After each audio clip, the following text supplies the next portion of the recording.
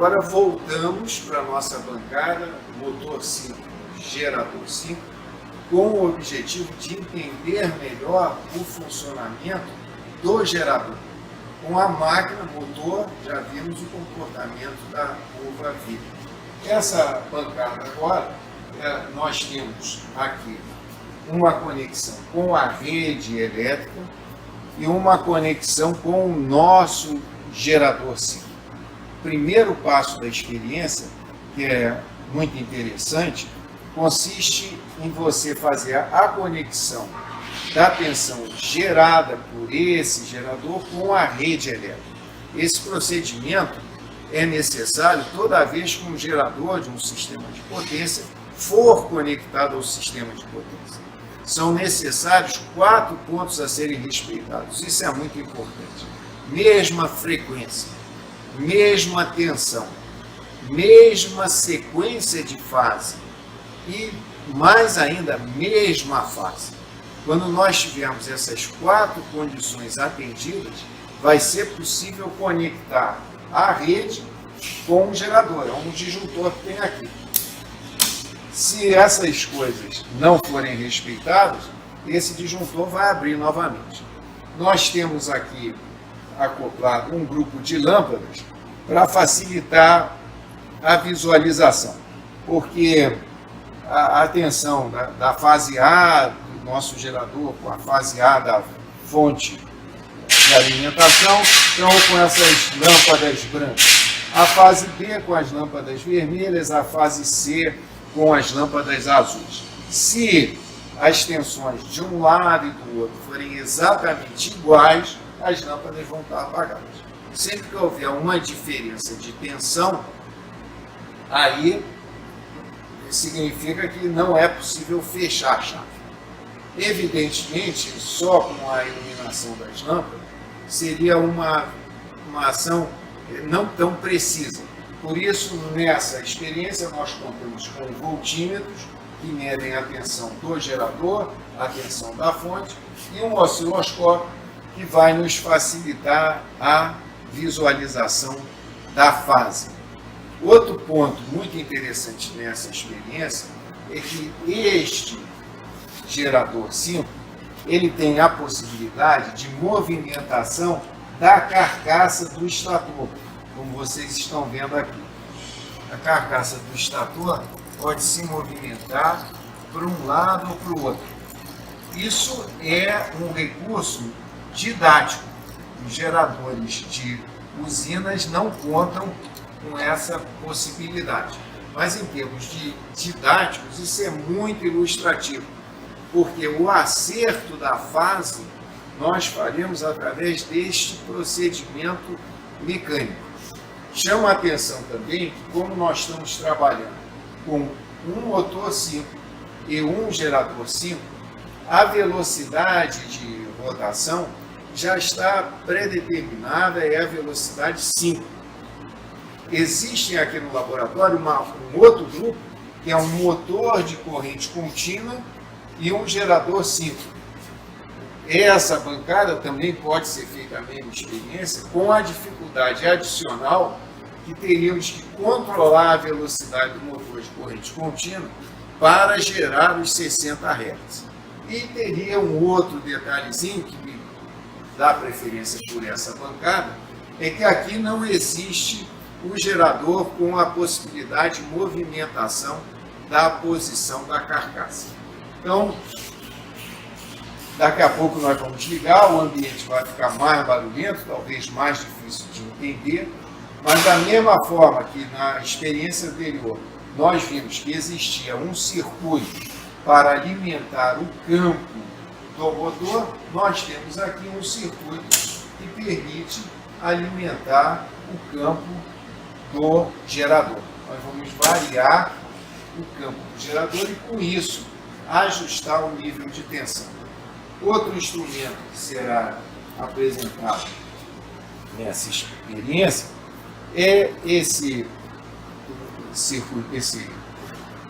equipamento que permite verificar a sequência de fase. O que essencialmente temos aqui é um motor de indução e, dependendo da conexão, ele vai girar para um lado, vai girar para o outro, mostrando a sequência de fase. Então, são os equipamentos que nós vamos utilizar nessa experiência. Então, nós vamos iniciar a prática colocando o nosso gerador para funcionar, acionado pelo motor. Esse motor está fazendo o papel, digamos, de uma queda d'água ou do vapor que passa pelas turbinas que vão alimentar um gerador síncrono. No laboratório não tem queda d'água, não tem uma turbina a vapor, nós usamos uma própria máquina. A partida é igual da vez anterior, partimos com o auxílio da gaiola de amortecimento e em seguida aplicamos o campo. Isso daí eu farei novamente.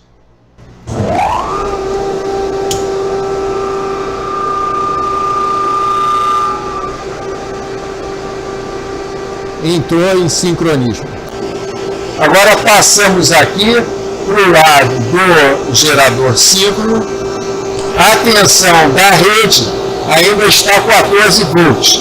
Nós temos uma facilidade aqui no laboratório, vou elevá-la para chegar a 220 volts, que é a tensão nominal do meu gerador.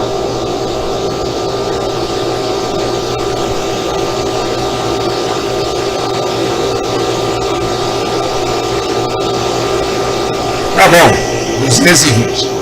Então, já tenho na rede alimentação 220 volts. Vocês notam que as lâmpadas estão acesas porque a tensão do lado do meu gerador síncrono ainda está em 10 volts. Variando a corrente de armadura, nós vamos ajustar essa tensão para também chegar em 220 volts. Então, nós percebam, tanto a minha rede quanto o meu gerador estão com o mesmo nível de tensão. Isso não significa que eu possa conectar ambos. As lâmpadas estão quase apagadas. Isso é um bom sinal, mas nós temos que nos certificar do problema da sequência de fase. Já sabemos que tem a mesma frequência, porque é motor síncrono, gerador síncrono, já temos a mesma tensão. Agora nós temos que nos certificar da sequência de fase. Então agora eu liguei o sequencímetro nos terminais do meu gerador. E apertando esse botão a gente vê que está girando aqui, indicando no sentido anti-horário. Nós vamos ter que verificar se a sequência de fase do lado da rede também está com a mesma sequência de fase. Agora, eu passei as conexões do sequencímetro para o lado da rede elétrica. E vamos ver o sentido de rotação. Está girando do mesmo lado que o outro, ou seja, no sentido anti-horário. Ou seja, as sequências de fase, tanto do meu gerador quanto da minha rede, são as mesmas. Verificamos, mesma frequência, mesma sequência de fase e mesma amplitude de tensão. As lâmpadas praticamente não vemos iluminadas, porque o ambiente está muito claro aqui, mas você perceba que essa daqui que é branca, ela está com um pouquinho de iluminação. De onde vem isso? Da diferença em fase. Vocês percebam as formas de onda azul e verde, elas não estão em fase. E uma sincronização só observando as lâmpadas seria possível, mas percebam que não há tanta precisão na sincronização. Com o osciloscópio fica bem melhor.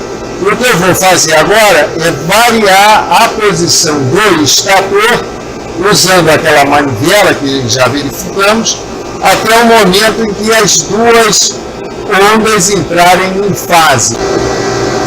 Agora eu vou iniciar então a movimentação do estator e vocês observem ali a forma de onda. Vamos ver se eu estou indo no sentido certo ou no sentido errado. Estou no sentido errado, então vou para o outro sentido. No outro sentido, as fases estão se aproximando.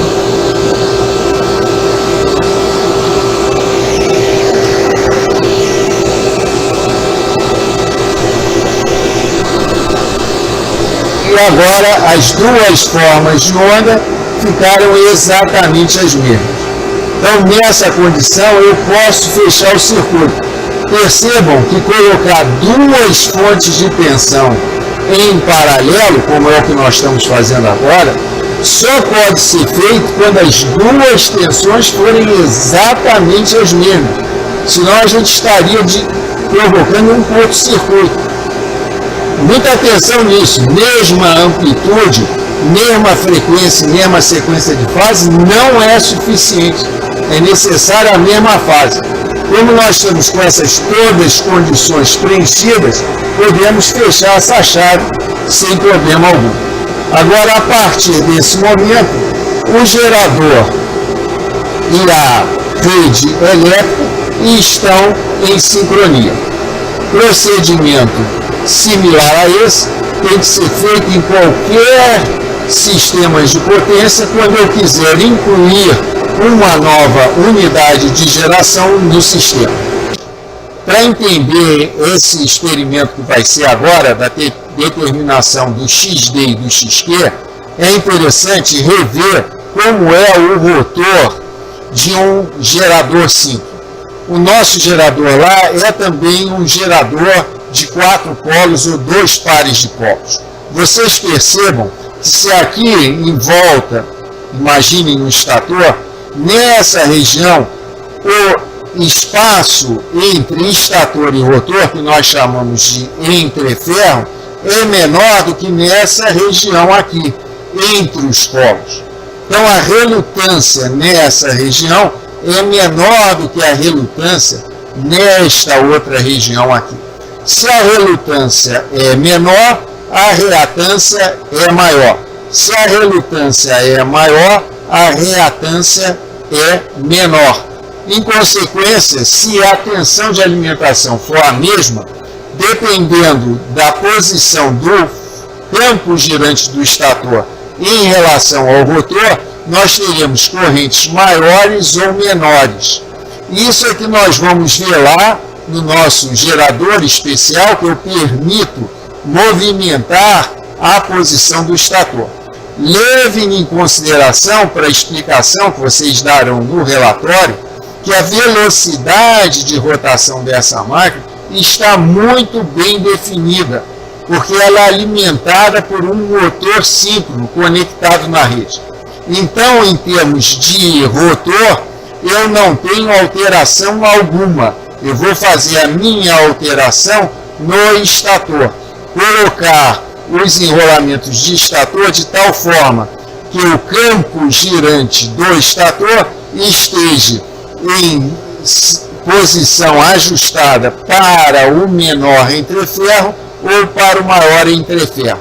E isso nós vamos observar pela corrente, que será novamente medida com o nosso amperímetro analógico, onde é mais fácil observar pontos de mínimo. Então, estamos aqui na nossa máquina, vocês observem uma determinada corrente de armadura, e eu vou movimentar agora a posição do estator da máquina, e vocês estão vendo que essa corrente de armadura está diminuindo. Ela está diminuindo e vai passar por um ponto de mínimo. Olha lá, passou por um ponto de mínimo, voltou a subir. Voltou a subir. Se nós continuarmos rodando o nosso estator, ela passará por um ponto de máximo e depois voltará a cair, percorrendo, como nós vimos, as situações de máximo em troféu e de mínimo em troféu. Se continuar toda a vida, isso deve diminuir. Olha, começou novamente a cair a corrente, como era previsível.